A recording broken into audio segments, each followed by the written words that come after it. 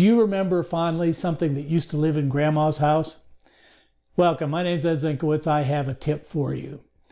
Leave room for Grandma's stuff. My grandmother moved long ago and far away.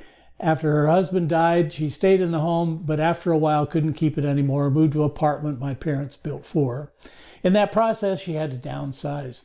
My cousin laid claim to the chicken. See that chicken there? That's a modern version of what he claimed, which is probably 100 years older. It was faded and worn and was always propped up against the front door in their house. That was the one thing of sentimental value that he wanted to keep when they did the downsizing. Patty Morrissey recommends a kinder and gentler approach to handling the business of downsizing or removing the stuff after a loss. She takes after Marie Kondo, the tidying up lady, and suggests something very simple and yet, to me, very poignant.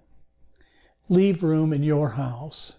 Tidy it up first. You're probably going to want to keep things that are of practical value, but probably something that's sentimental as well.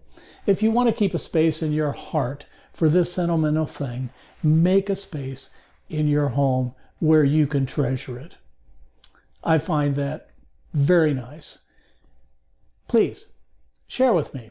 What have you kept of sentimental value, or what do you visit your cousin's house? Do you have a chicken? See you next time. You got a good tip? I'd love to hear it or learn more about your life successes and celebrate them with you. This is Ed.